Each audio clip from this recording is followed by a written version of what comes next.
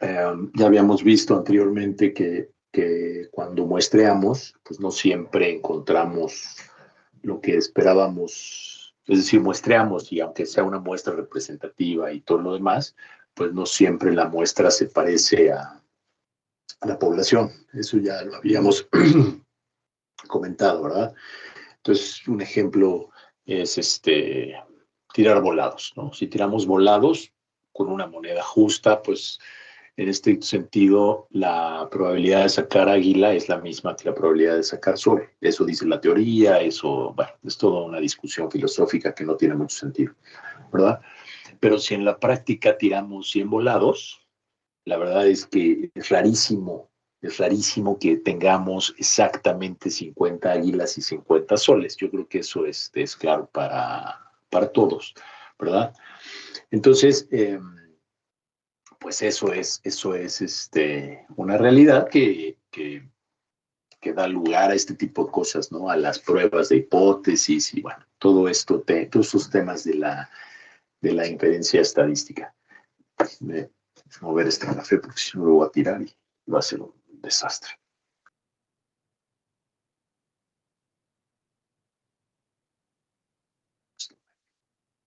Ok, entonces supongamos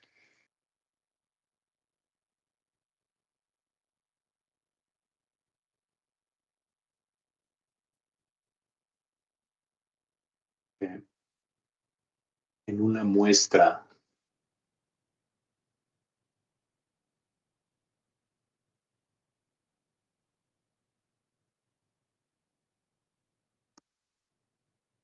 particular, una muestra cualquiera de algún espacio muestral, que es un espacio muestral,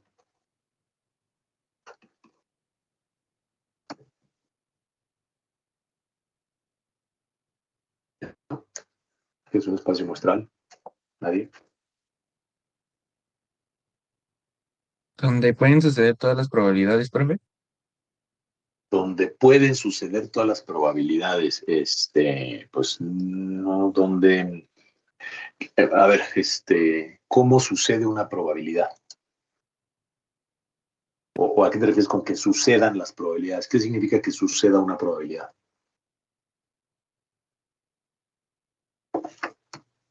Bueno, donde pueden pasar todos los resultados posibles a través de ciertas pruebas, ¿no? Donde pueden pasar. O sea, por ejemplo, aquí mi escritorio es un espacio muestral donde pueden pasar todos los resultados de un volado. No exactamente. Ok. Es- bueno, sí, es que, bueno, o se podría decir que es el conjunto de todos los resultados posibles de un experimento Eso sí, aleatorio. eso sí está muy bien. Entonces, el espacio muestral es el conjunto de todos los posibles resultados de un experimento o de un evento aleatorio. Me gustó el término evento aleatorio. Entonces, ¿cuál es el espacio muestral de un volado? Águila y Sol. Águila y Sol, tal cual, ¿no? Entonces, supongamos que una muestra particular de un espacio muestral, un conjunto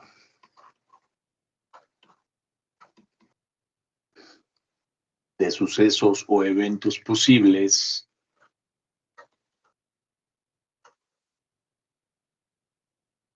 que vamos a llamar que uno, que dos, y así hasta n. No, porque el n lo voy a necesitar. EK.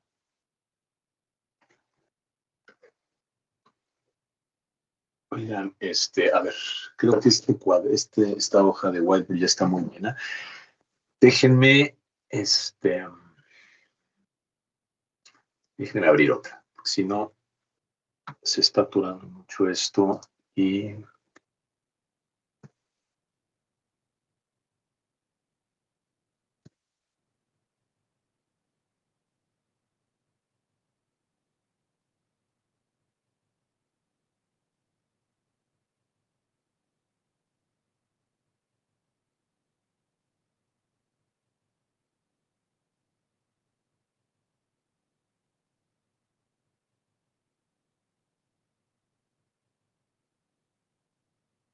sé si es la red o es que ya está muy llena esa.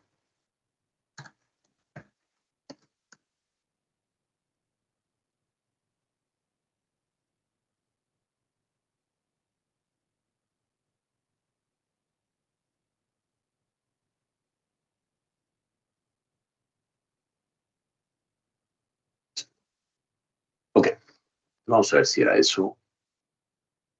Entonces tenemos, sí, claro.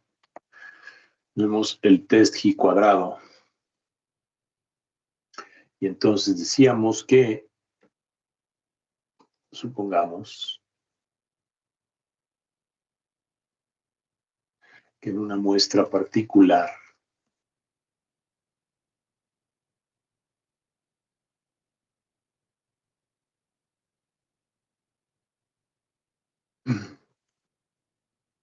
de algún conjunto de eventos posibles, E1, E2, hasta acá, se observa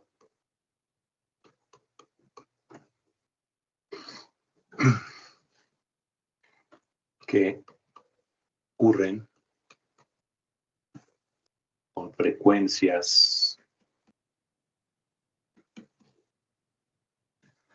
1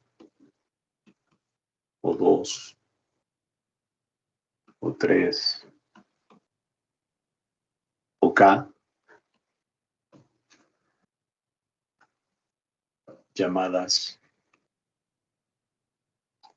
frecuencias observadas,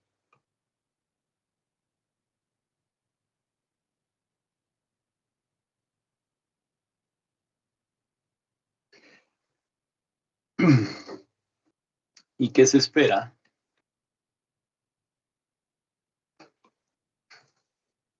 que suceda con frecuencias E1, E2, hasta acá. Y estas son llamadas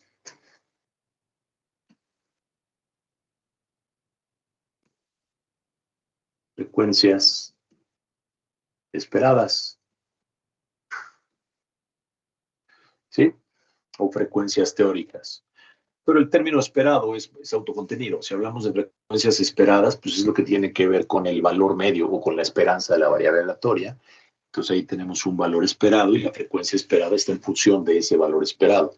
Luego entonces, si yo tiro 100 volados, pues la frecuencia esperada de águila es 50 y de sol es 50. Y la frecuencia, bueno, la suma de las frecuencias, pues, y la suma de las frecuencias observadas, pues puede ser 40-60, 80-20, o lo que sea, ¿verdad? Entonces, vamos a ilustrar esto con una tabla. Vamos a poner aquí, déjenme hacer un gran esfuerzo para dibujar.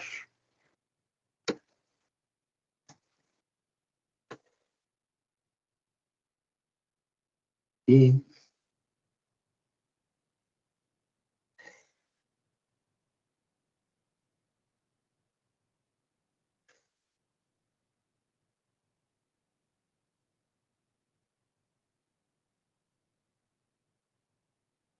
aquí tendremos el evento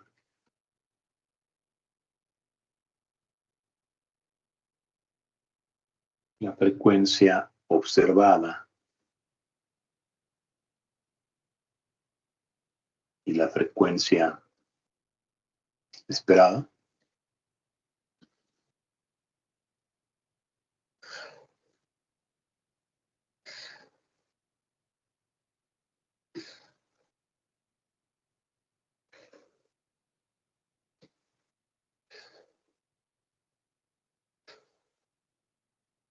Entonces yo tengo el evento 1, el evento 2, el evento 3, hasta el evento K. Y cada uno de estos eventos pues tendrá su frecuencia observada asociada y su frecuencia esperada asociada, es decir, o 1 o 2, ¿no? O 3 o K, y su frecuencia esperada, E1, E2, E3, hasta acá, ¿verdad? Entonces, pues no debería ser nada extraño. O sea, es claro lo que está en la tabla, ¿no? Entonces, en realidad, en general,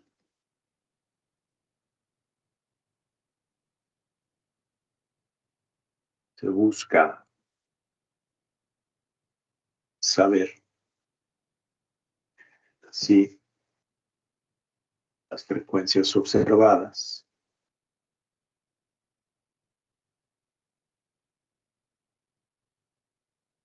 difieren, y lo voy a resaltar, significativamente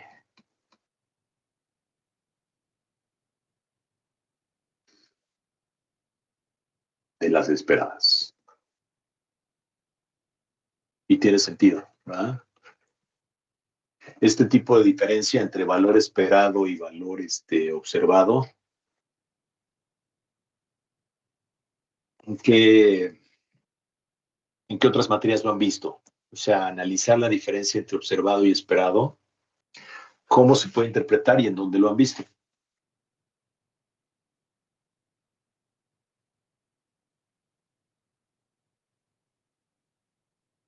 Cuando haces una prueba de hipótesis, ¿no? Y tu experimento no funciona como tú lo tenías proyectado. No, no es en prueba de hipótesis. Una prueba de hipótesis, al final yo planteo una hipótesis nula y una alternativa, y la hipótesis, bueno, dependiendo de la prueba de hipótesis, puede que quiera yo hacer una prueba de hipótesis sobre la diferencia entre medias o entre varianzas, por ejemplo. Entonces, una hipótesis es que la diferencia es nula o muy pequeñita y la otra es que es muy grande, pero eso no. No, no, no, no. Si yo trabajo con muchos datos y planteo un modelo, entonces es claro que el modelo nunca va a ser perfecto, ¿verdad? O sea, el día que encontremos un modelo que sea igual a la realidad, bueno, pues entonces no es un problema bajo estudio. Pero en general los modelos no son perfectos. Entonces, en qué materias de las que han cursado han trabajado con datos?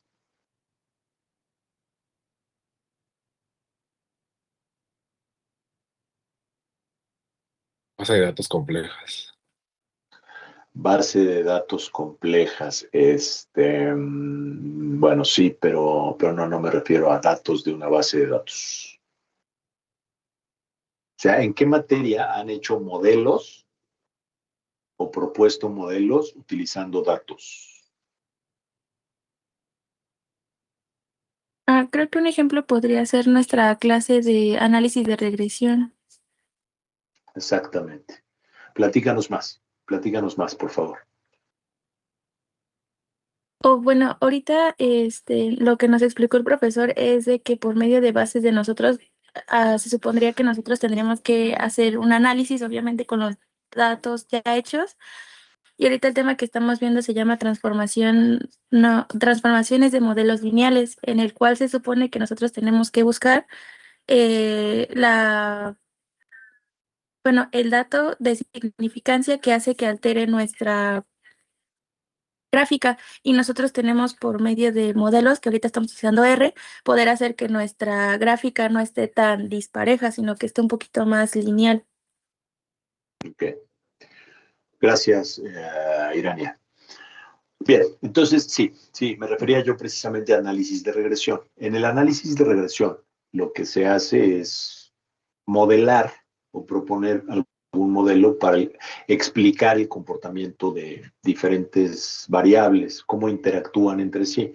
Entonces, para hacer eso, pues necesitamos trabajar con datos, ¿sí? Si yo podría proponer un modelo lineal que explique la relación, o bueno, todavía lo voy a hacer más gráfico, o bueno, más así.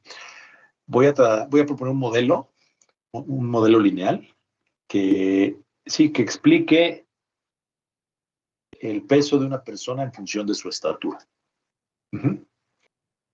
Y digo deliberadamente explique, porque podría decir que pronostique, nada más que los pronósticos son un poquito más elevados que eso. Entonces, si yo hago un modelo que explique el peso de una persona en función de su estatura, ¿qué puedo esperar de ese modelo? ¿Es claro lo que estoy diciendo?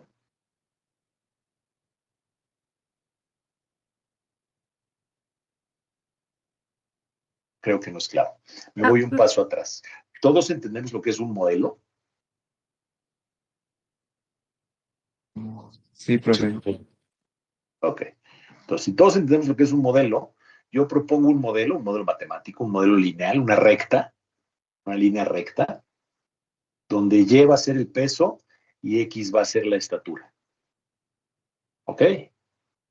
Entonces, yo voy a explicar el valor de X en función de la estatura, el valor del peso, el valor de Y en función de la estatura. ¿Qué puedo esperar de ese modelo? Si es una línea recta, donde Y es el peso y X es la estatura y Y es una función de X en una línea recta, ¿qué pendiente tendría esa recta?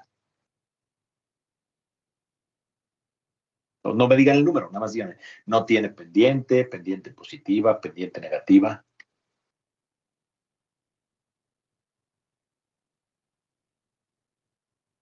Positiva. A ver, pendiente positiva, ¿verdad? O sea, si yo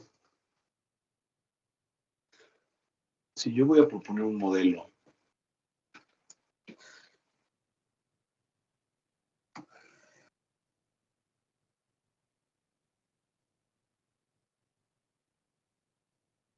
en el que voy a poner aquí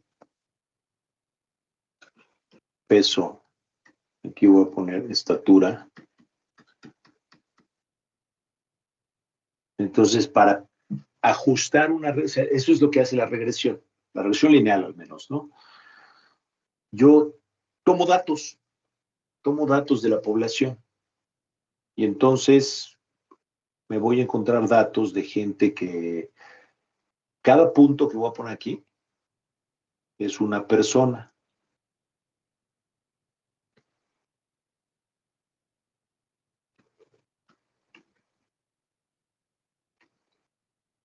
¿Sí?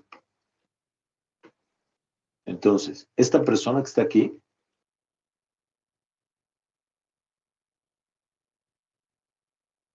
tiene esta estatura, vamos a llamarle X1, y este peso que le vamos a llamar Y1. Y así cada uno de estos puntitos es la pareja de datos peso, estatura de las personas.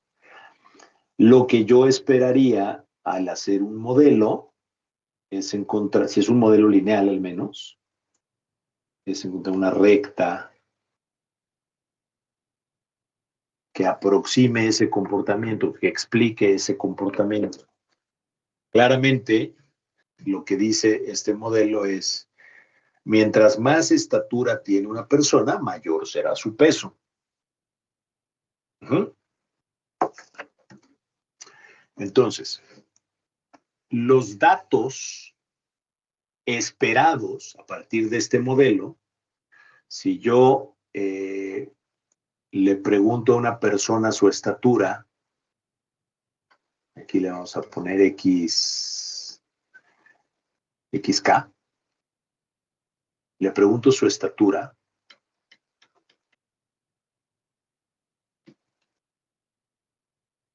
este YK es el dato esperado.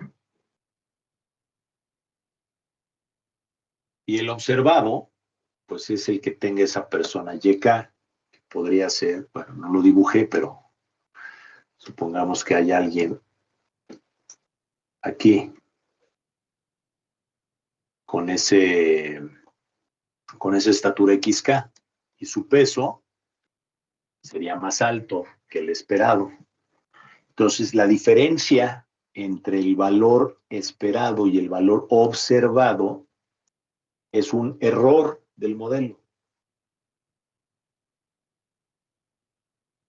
Entonces, ¿cómo funciona la regresión lineal y muchos otros modelos? ¿Cómo encuentro el óptimo de esos modelos? Pues minimizando el error, ¿verdad? Definiendo el error como la diferencia entre datos observados y datos esperados. ¿Sí? ¿Es claro? Sí, pero Vale. Sí. Ok. Entonces, vamos a definir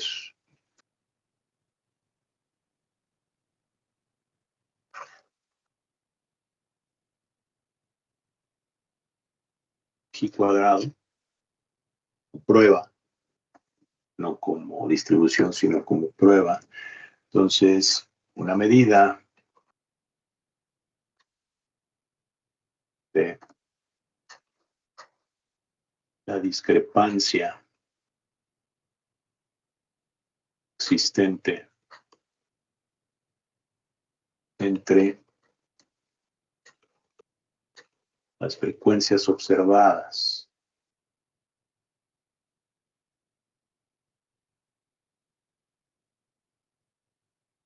y las frecuencias esperadas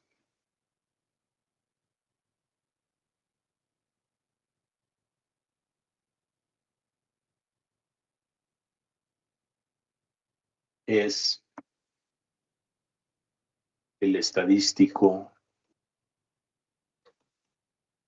y cuadrado dado por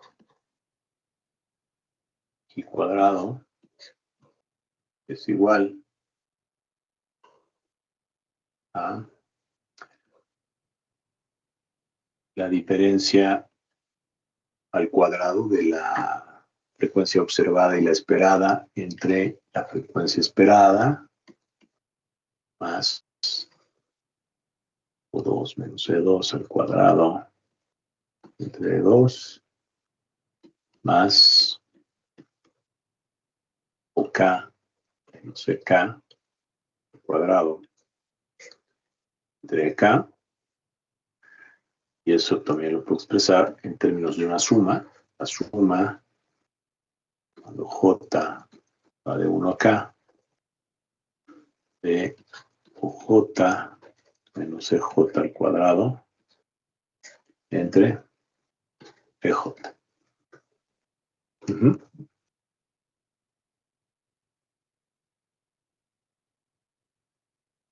Esto parece un 6, pero es un paréntesis. Así está mejor. Donde la suma de las frecuencias. Bueno, me falta aquí algo. Donde sí la suma de las frecuencias observadas es igual. Otra vez. No se escribe. Donde sí la frecuencia total es n, entonces la suma de las observadas es igual a la suma de las esperadas, es igual a n, ¿no? Y de manera equivalente, y esa demostración pues ya se la quedan ustedes,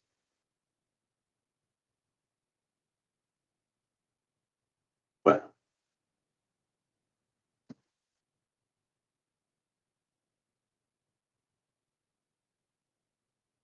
la expresión equivalente es G cuadrado igual la suma de OJ cuadrado entre EJ sobre J, evidentemente, menos N. Oh. Ok. Claramente,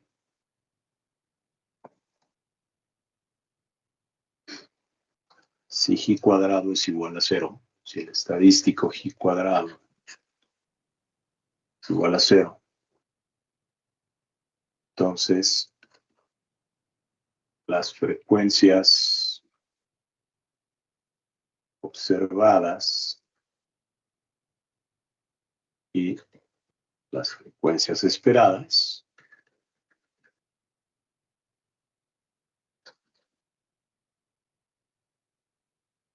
coinciden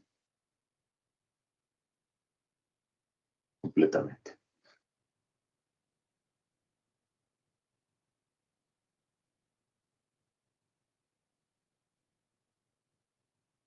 Por otro lado, si G cuadrado es mayor que 0, no coincide.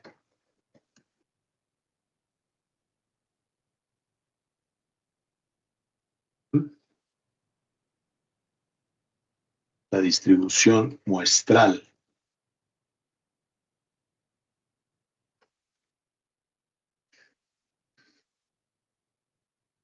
de G cuadrado se aproxima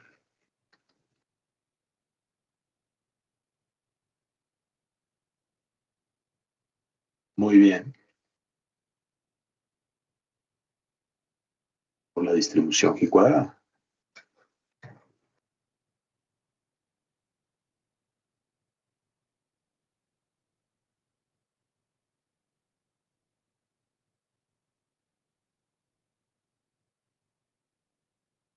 Vamos a ver. Esto es Y es igual a Y0 por G cuadrado elevado a la nu menos 2 entre 2, son menos 2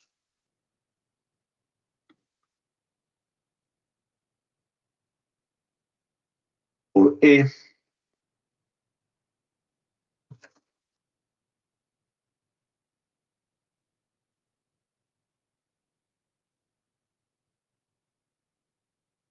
a la menos 1 medio de X cuadrada, de G cuadrada.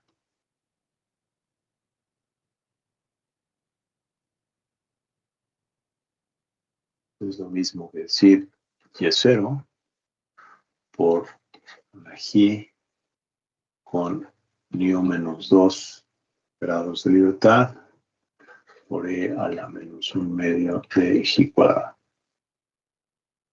¿Ok?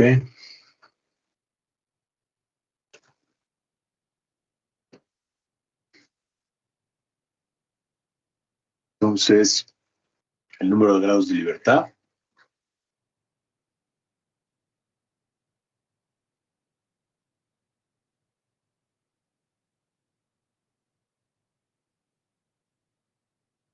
recuerden, estamos con la letra griega nu, está dado por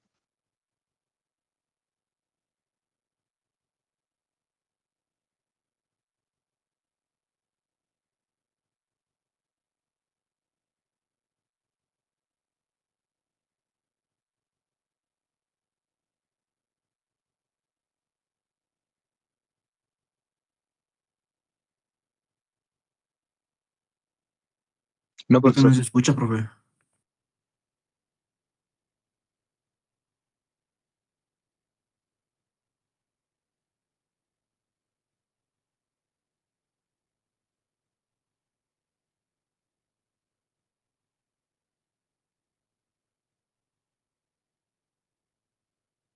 ¿me escuchan ahí? Sí, profe. Sí. Qué raro. Bueno, entonces el número de grados de libertad está dado por yo igual a K-1, donde K es el tamaño de la muestra. Si las frecuencias esperadas se pueden calcular,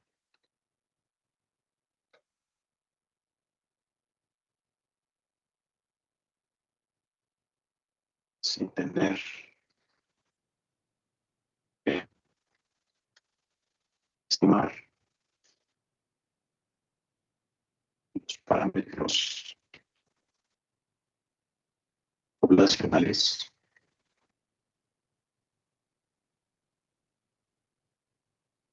a partir de estadísticos muestrales.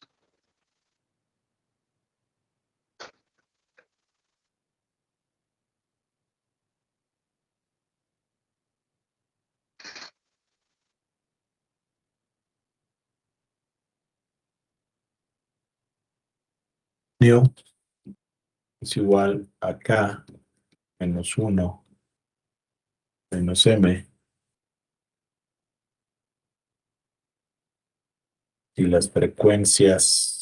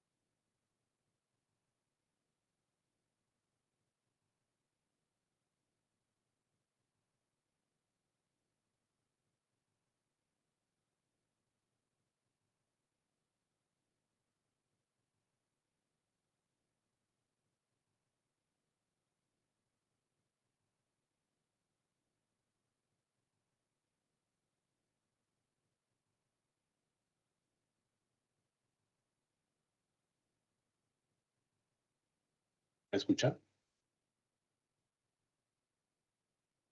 Ahí sí. Sí, perfecto. Ok, de acuerdo. Entonces, bueno, nu es igual a K menos 1 menos M si las frecuencias esperadas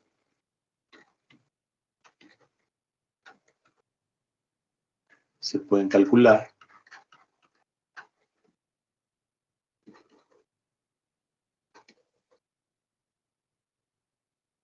solo estimando M parámetros poblacionales a partir de estadísticos de muestra.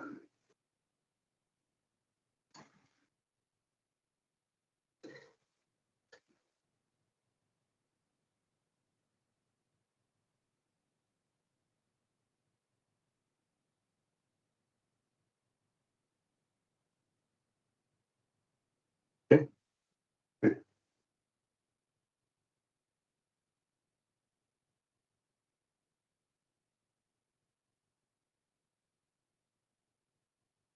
Entonces, vamos a ver.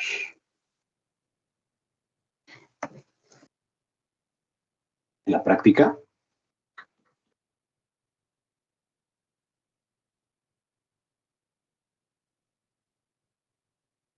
las frecuencias esperadas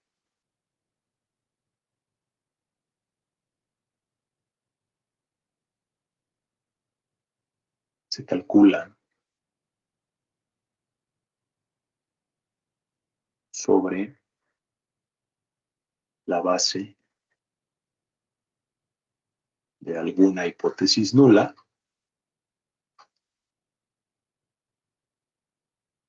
y si bajo tal hipótesis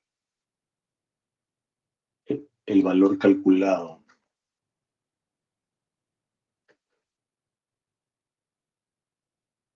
para G cuadrado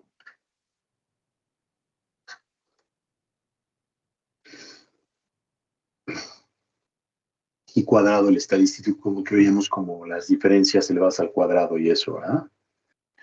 Es mayor que algún valor crítico. Y el tema del valor crítico, pues ya lo tenemos dominado, ¿no? Ya todos identificamos lo que es un valor crítico y para calcular ese valor crítico, pues nos vamos a las tablas o nos vamos a Excel o nos vamos a R para encontrar el valor crítico con cierto nivel de significancia, ¿cierto? Entonces, para, para para ese eje cuadrado, o sea, si bajo la hipótesis nula, lo que establece la hipótesis nula, y en función de la hipótesis nula determino cómo calcular el valor crítico, entonces, si eje cuadrado es mayor que algún valor crítico, es posible concluir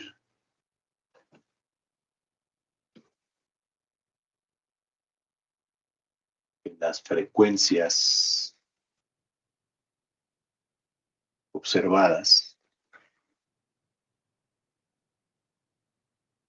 difieren otra vez significativamente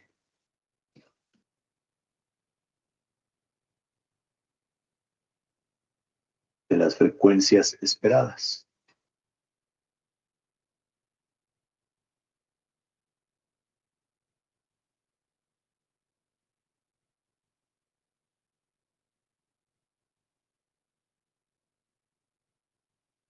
Y se rechaza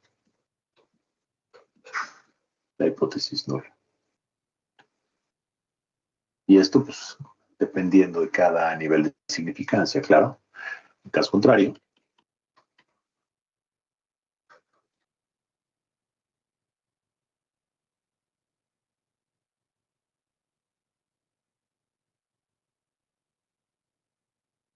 no se rechaza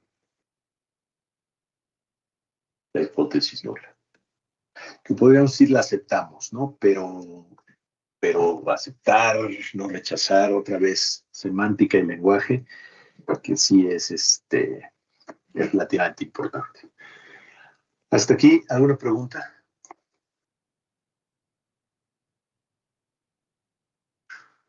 Muy bien. La utilidad de la prueba G cuadrado es relevante para cuando se habla de bondad de ajuste. El término bondad de ajuste lo conocen.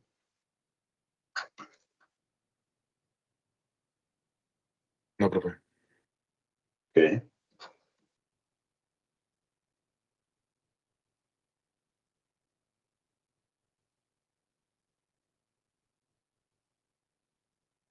La bondad de ajuste muchas veces, pues en muchos ámbitos, en particular dentro de las ciencias actuariales, en finanzas, al menos en dos grandes modelos que han marcado dos hitos en la historia de las finanzas modernas, que son el modelo de Markowitz y el modelo de Black-Scholes. Ambos modelos recaen en un supuesto muy fuerte, y el supuesto fuerte es que el rendimiento de los precios se distribuye como una normal.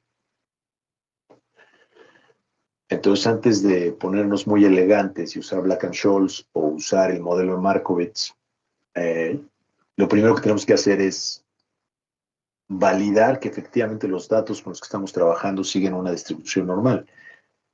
Porque si eso no se cumple, la realidad es que entonces el modelo, o sea, si a un modelo le meto basura, pues me regresa basura. Entonces, si ese supuesto de normalidad no se cumple en estos dos modelos y en muchos otros, pues entonces de nada sirve que yo esté presentando resultados si no estoy cumpliendo con los supuestos. No sé si soy claro. Entonces, para validar que un grupo de datos sigue una distribución determinada, pues uso pruebas de bondad de ajuste. ¿Ok? Entonces, vamos a ver. La prueba G cuadrado.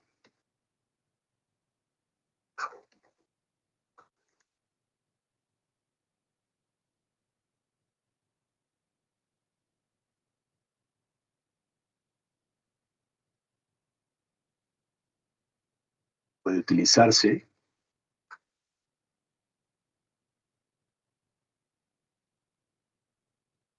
para determinar la calidad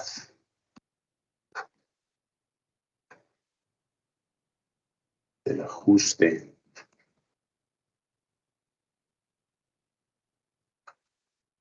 mediante distribuciones teóricas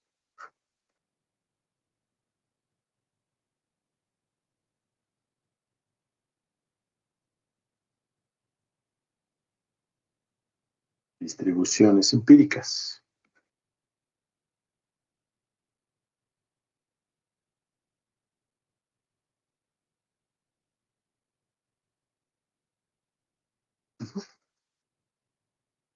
Entonces,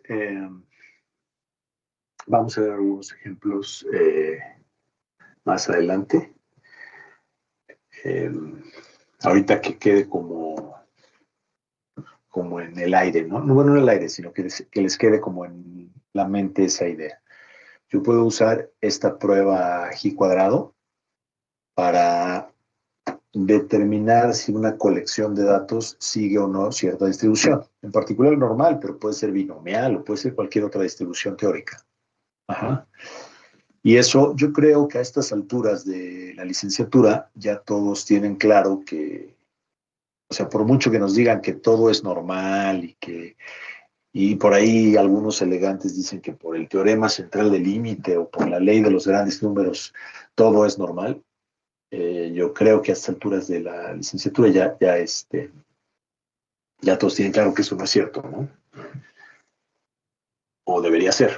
Y si no lo tienen claro, pues échense un clavado a la fuente de investigación de su preferencia para que puedan revisar eso. Muy bien.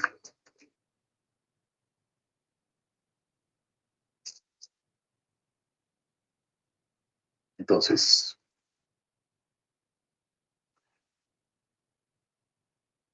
hablando de un tema importante también, tablas de contingencia.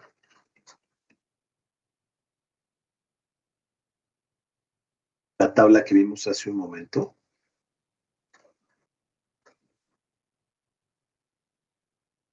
Bueno, esa tabla que no voy a volver a dibujar, ahí la tienen ya, ¿no? La tabla anterior.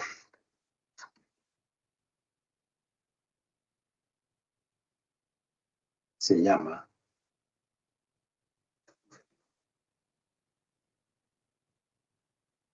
tabla de clasificación de entrada única.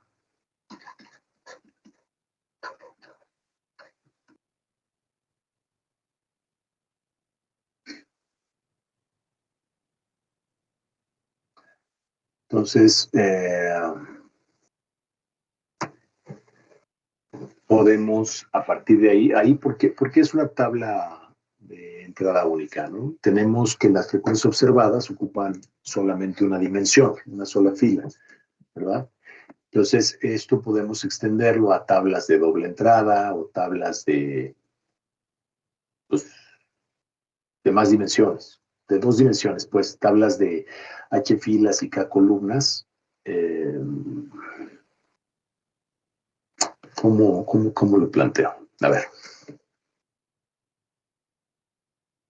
Aquí es 1 por K, ¿verdad? Porque es una sola fila.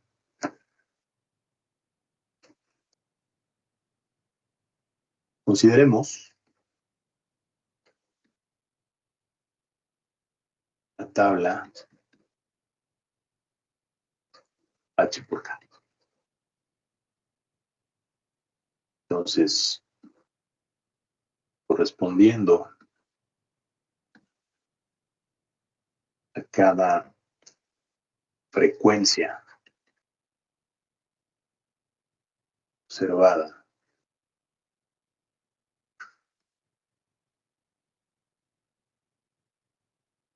en una tabla H por K, H por K,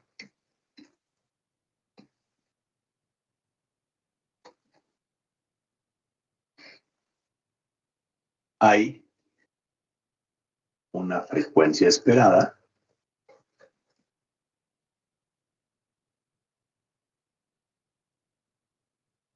que se calcula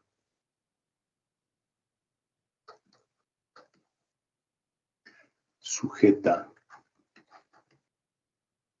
a ciertas hipótesis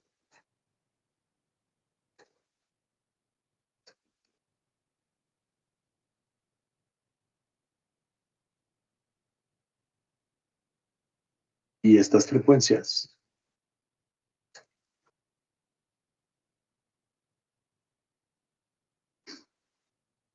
que ocupan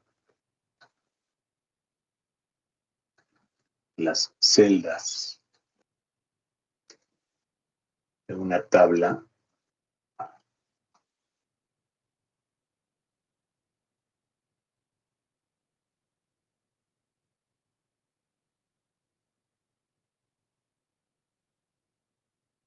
de contingencia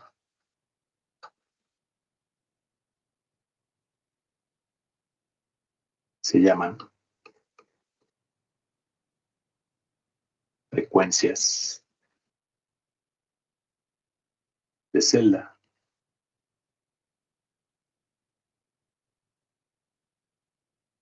A su vez, la frecuencia total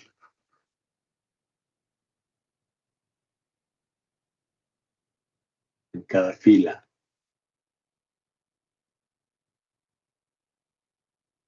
o en cada columna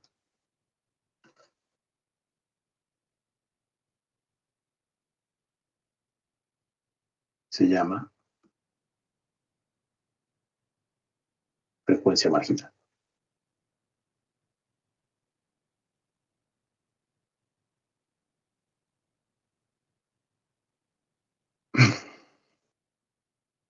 Para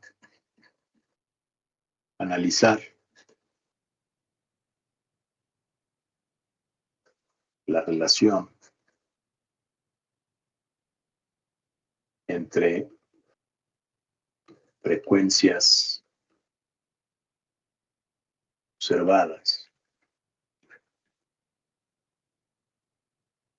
y frecuencias esperadas,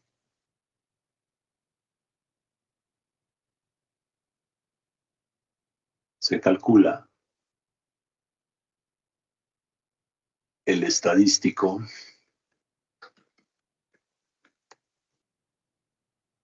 cuadrado igual a la suma sobre J del cuadrado de las diferencias entre las esperadas, donde la suma se toma sobre todas las celdas de una tabla de contingencia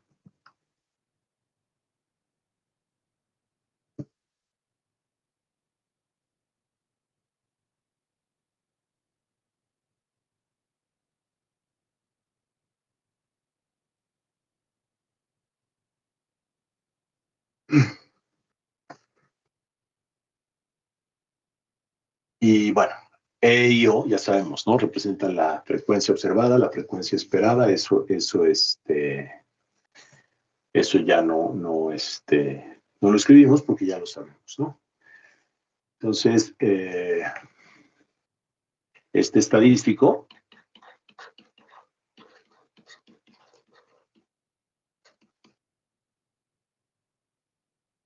tiene una distribución muestral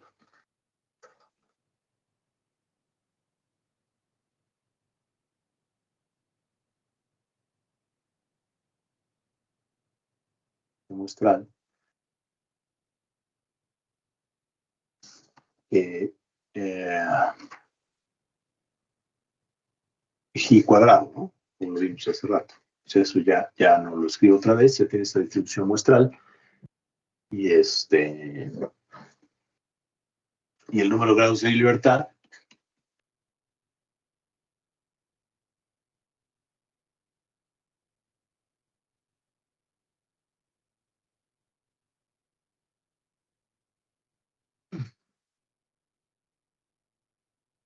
mu está dado por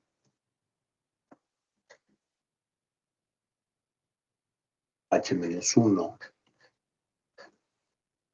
por K-1,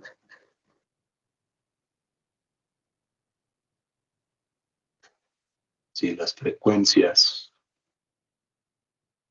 esperadas pueden calcularse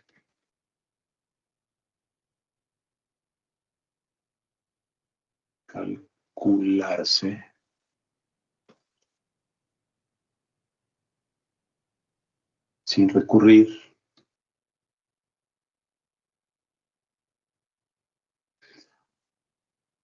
a estimaciones muestrales de los parámetros poblacionales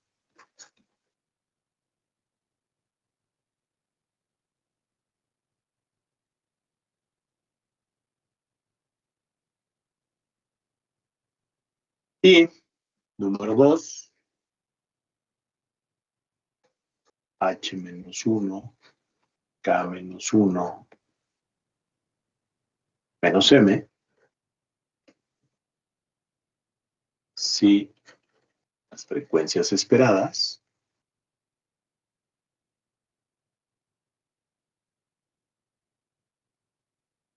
solo pueden calcularse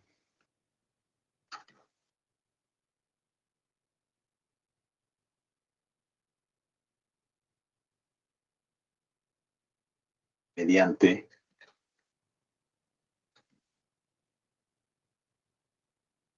la estimación de M parámetros poblacionales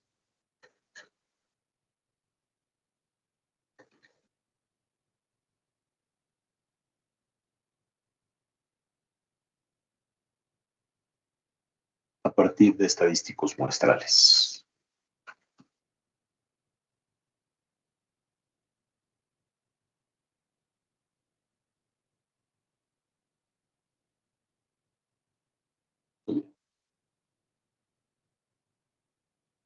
Entonces, es claro, ¿no? Que en este caso, pues H es mayor que 1 y también K es mayor que 1, evidentemente, ¿no? Porque el momento que H no sea mayor que 1 o K no sea mayor que 1, o sea que valga alguna 1, pues ya no es una tabla de contingencia. Bueno, sí es una tabla de contingencia.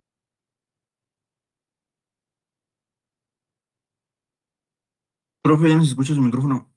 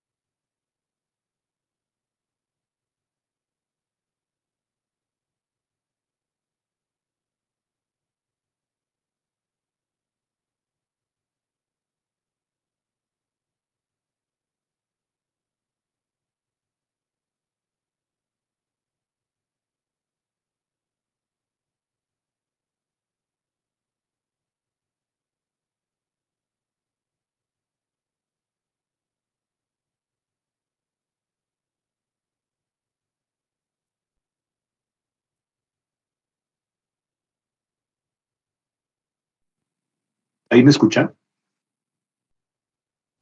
Sí, Sí, profe. Sí, profe. Perfecto.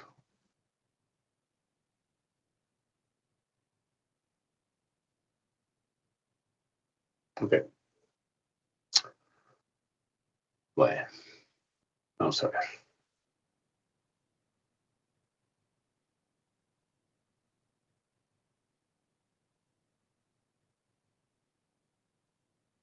Ok. Um,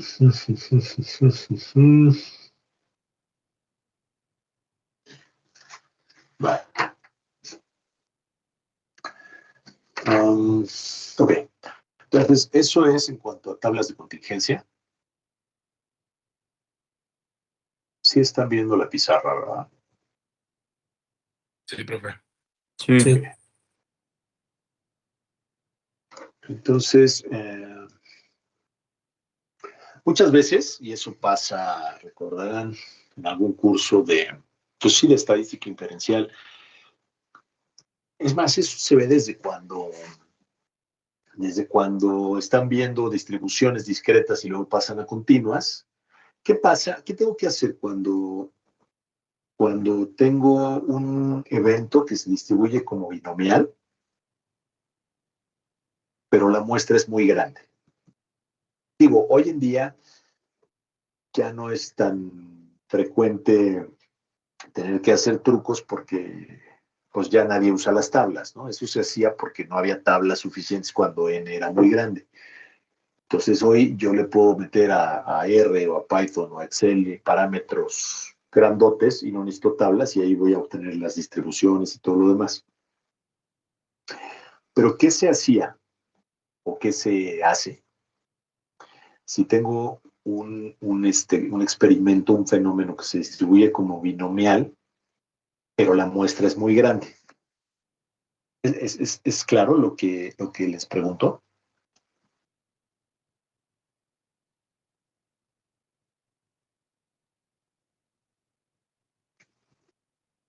A ver, me voy un paso atrás. ¿Qué es un evento que se distribuye como binomial?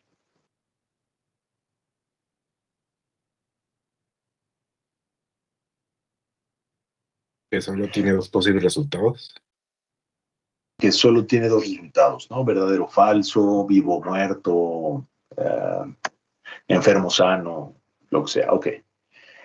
Entonces, la distribución binomial tiene, ¿qué parámetros tiene?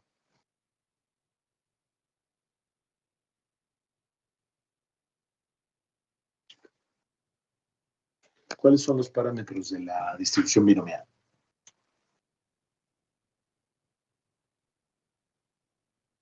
Bueno, ¿cuál es la función de distribución binomial?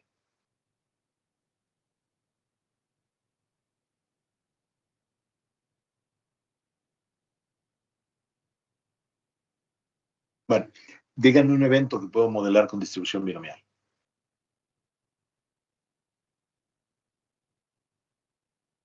El lanzamiento de una moneda. Lanzamiento de una moneda, muy bien. Entonces, si yo voy a modelar el lanzamiento de una moneda, ¿cómo lo plasmo? Y es que insisto en decir modelo, porque no quiero decir la fórmula, porque no es una fórmula, ¿no? Podríamos medio interpretarlo como una fórmula, pero no es una fórmula. Pero si yo quiero calcular la probabilidad de que en 10 tiros me salgan 3 soles, al menos 3 soles, o máximo 3 soles, no al menos no, máximo 3 soles. ¿Cómo calculo esa probabilidad?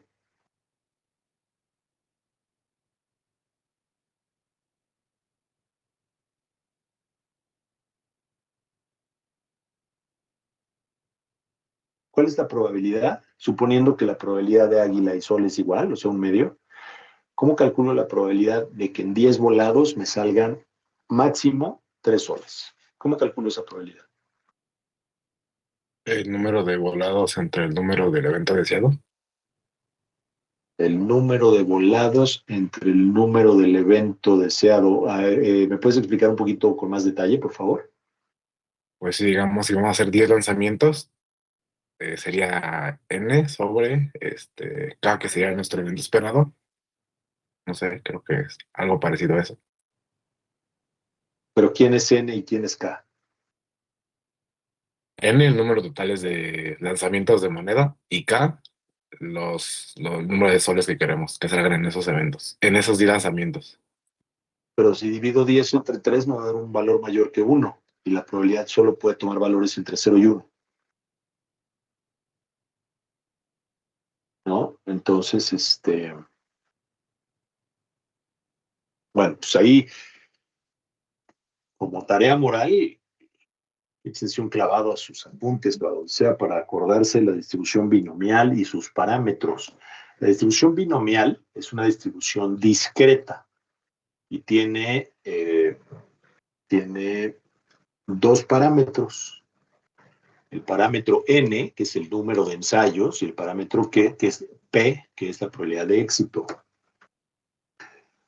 Entonces, con la distribución binomial, que es la distribución de que si x se distribuye como binomial, la probabilidad de que x sea menor a k son las combinaciones de n en k por p a la k por 1 menos p. Bueno, eso ahí ya chequenlo.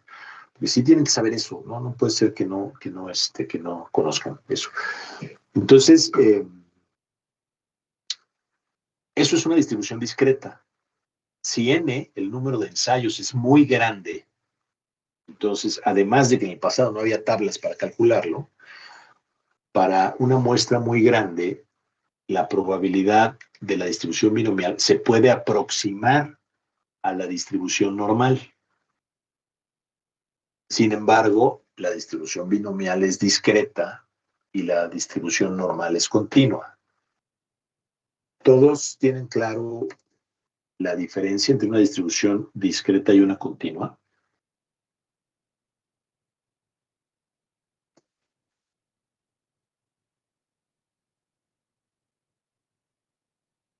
Sí, profe. ¿Eh? ¿Todos?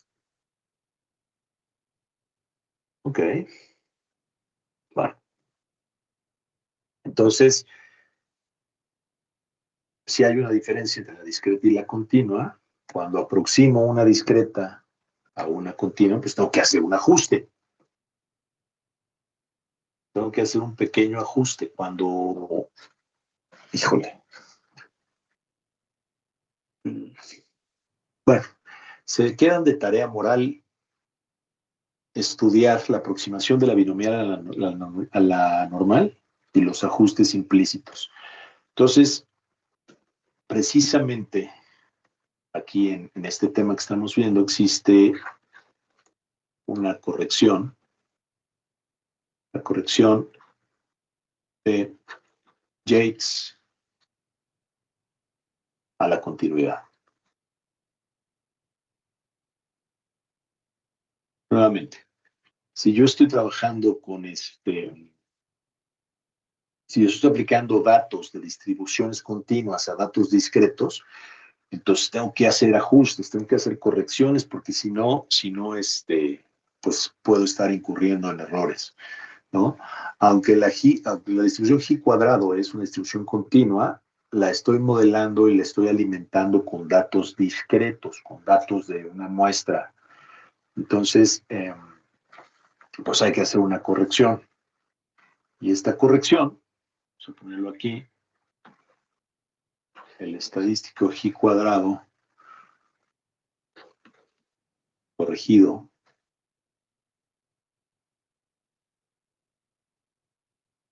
es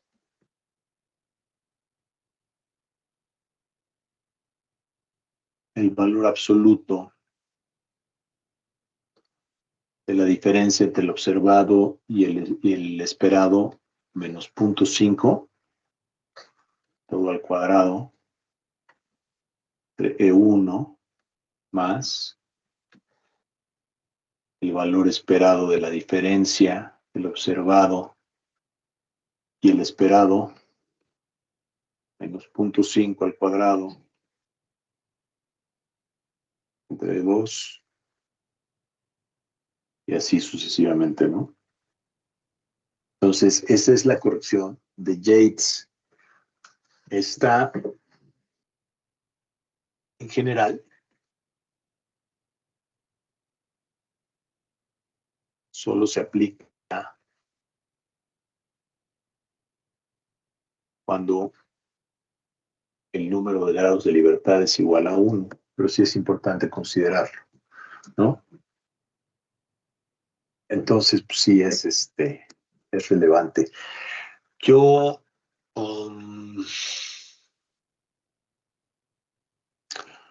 creo que sí, me voy a detener en este momento y les voy a pedir que el resto de la clase lo usen, pero de veras úsenlo para revisar esta parte de la distribución binomial y cómo se aproxima a la normal. Todos estos temas que no les doy, pero que les doy tiempo para prepararlos o revisarlos, son parte de la clase. Y para motivarlos a que ahora sí lo hagan, pues eso podría venir en el examen. Uh-huh. Entonces, sí, por favor revisen eso, porque si no, si no nos detenemos un poquito y eso no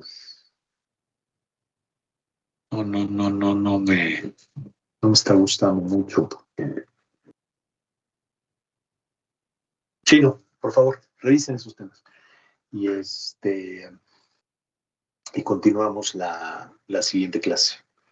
¿Alguien tiene alguna pregunta? Yo, profe, una pregunta. Dígame. Bueno, ¿Sí? en la distribución binomial dice que n son el número de ensayos, ¿no? ¿Sí? La P es la probabilidad de éxitos, ¿no? Éxito. Uh-huh. Y por ejemplo, bueno, yo que ahorita tenía una punta a la mano, dice que también es la K, ¿no? Bueno, la Q, que es la probabilidad del fracaso. Eso también va incluido, ¿no? Bueno, pero la Q es un complemento. En realidad yo nada más necesito dos parámetros, el número de ensayos y la probabilidad de éxito, porque la probabilidad de fracaso es complementaria. O sea, O sea, esa usted nada Q más nos que tú le va, llamas, ay, perdón. O sea, usted nada más nos va a pedir ahora sí que la prueba del éxito, ¿no? O sea, la del fracaso no iba a importar en estos casos. a ver, yo creo que lo primero que hay que hacer es dejar de pensar en, oiga, ¿qué me va a pedir el examen? ¿Qué me va a preguntar? Eso no. O No, sea, es es lo que primero que como tenemos que venía dejar. la Q, por eso le pregunto. No, por eso. Pero si lo primero que tienen que hacer es dejar de pensar en el examen y, oiga, eso lo va a preguntar en el examen, porque si les digo que no lo voy a preguntar, ni les importa. Y si les digo que sí, lo estudian rápido para el examen y ni lo aprenden. Entonces, tú mismo contéstame. A ver, si la binomial tiene el número de ensayos y tiene la probabilidad de éxito, ¿cuál es la probabilidad de fracaso? Si la probabilidad de éxito es P, ¿cuál es la probabilidad de fracaso? Pues el sobrante que viene siendo, ¿no? O sea, ya teniendo la probabilidad del éxito, pues ya lo que resta, pues sería lo del fracaso. Ok, ahora dímelo en términos algebraicos. Ah, Si la probabilidad de éxito es P, ¿cuál es la probabilidad de fracaso? sigue siendo Q, ¿no? 1 menos P. 1 menos P, de hecho. O Sí, sea, sí es sí, Q, pero Q es notación. sí, O ya sea, Q entendí, es profe, sí. notación. Entonces, si yo tengo el valor de P, en automático tengo el valor de 1 menos P, o de Q, pues, si quieres llamarle Q. Nada más que ese Q es más notación actuarial que de probabilidad, pero está bien. Si quieres llamarle Q, le llamas Q, pero no es un parámetro que necesite, es un parámetro implícito. Ajá. Entonces, pues sí, la Q. Ahora, en cuanto a, ustedes nos van a pedir nada más la P, no, yo no les voy a pedir nada. Ustedes tienen que saber cuál es la probabilidad de éxito, tienen que saber interpretar eso es. Entonces aquí de veras, así un consejo ya fuera de clase y más de la vida real, dejen de preocuparse por lo que va a venir en el examen y preocúpense más por el conocimiento que tienen o que deben tener para cuando les hagan una entrevista de trabajo. ¿no? Porque tú puedes llegar a una entrevista de trabajo con un certificado impecable de promedio igual a 10, pero cuando te hagan la prueba técnica y no la pases, pues aunque traigas mención honorífica, no te van a contratar. Entonces, preocúpense más por el conocimiento que por la calificación. O sea, la calificación es importante, sí, la beca, lo que sea, pero un 10 de nada sirve si no tengo el conocimiento. Entonces, ojo con eso. ¿Alguna otra pregunta?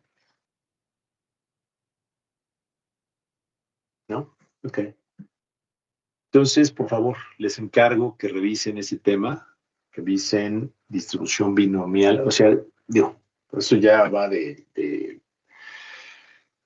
consecuencia, ¿no? No es que vayamos a necesitar la binomial de manera intensa, pero pues sí tienen que conocerla. Y lo que sí quiero que revisen es la parte de la aproximación. O sea, si yo tengo una binomial con un número de ensayos muy grande, pues mejor lo aproximo a una normal. ¿Cómo aproximo una binomial a la normal? No porque necesitemos, por lo pronto, aproximar una binomial a una normal, sino para que entendamos el concepto del ajuste por el hecho de pasar de una distribución discreta a una distribución continua. ¿Sí me explico? Sí, profe. Ok. Bueno, déjenme descargar la lista de asistencias si son tan amables.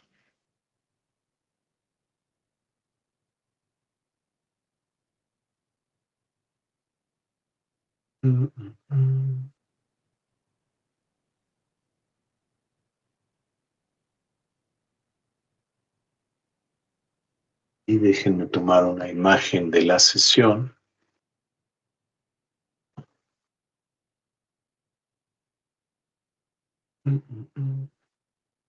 Por ahí un compañero suyo que no voy a quemar, nada más dejó la cámara prendida y ahorita alguna persona en su casa fue y ya apagó la sesión. Entonces, pues tiene falta, ¿no? Eso, ahí coméntenselo si saben de quién estoy hablando y si no, pues coméntenlo en su chat. Si es que hay un chat del grupo, yo creo que sí. Entonces, descargamos y tomamos la imagen. Denme un minuto nada más. Tengo que checar por qué mis audífonos no están funcionando al 100. Eso sí está muy raro. A ver.